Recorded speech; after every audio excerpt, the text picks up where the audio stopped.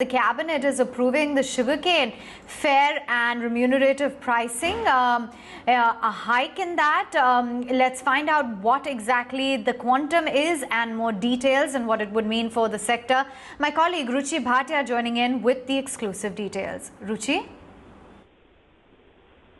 Avan, this is a story that we reported back in on the 10th of August, in the month of August. On the 10th, ET Now Newsbreak now confirmed that the cabinet today has given a go-ahead for the approval of fair and remunerative price for cane. This is going to come in as good news for the entire sugar sector. We were also expecting that the cabinet will be taking up the issue for minimum support price for sugar as well. However, that decision perhaps may come up in the next cabinet meeting. The Food Ministry had put in a proposal of a hike of 10 rupees with respect to FRP of cane, which will now be at 285 rupees per quintal, as against 275 rupees per quintal. That was, the FRP earlier.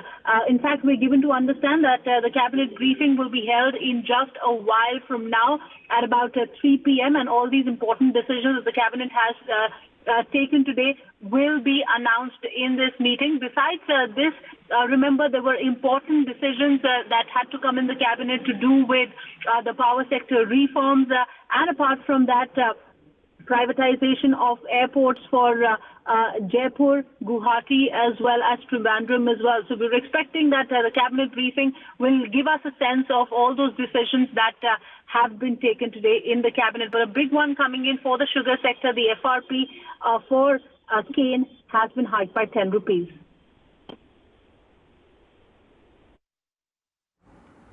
Okay, thanks very much for filling us in with those details. But in the meantime, Ruchi, before we let you go, there's also more news coming in with respect to the GST Council meet that's going to take place later this month. What exactly is on the agenda for that, and what are they talking about when it comes to the state compensation? Fill us in.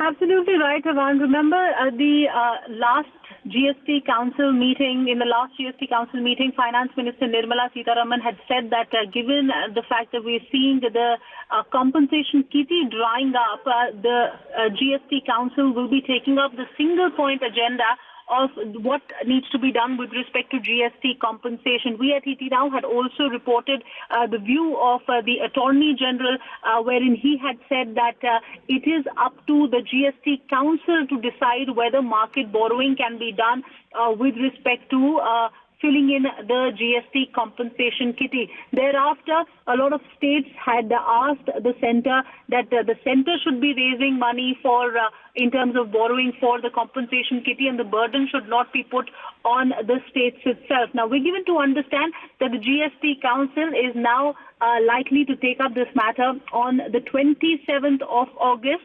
In fact, it is important to note that coming in at a time when the Attorney General when the Attorney General has said that the states, the centre will have to. It's not the centre's prerogative, but the GST Council will have to take a call on whether they should be borrowing from the market or not. And besides that, we're given to understand on the other issue of whether e-way bills should be allowed for the movement of gold for intra-state level is something that will be considered in the next GST Council meeting that is scheduled for this 19th of September.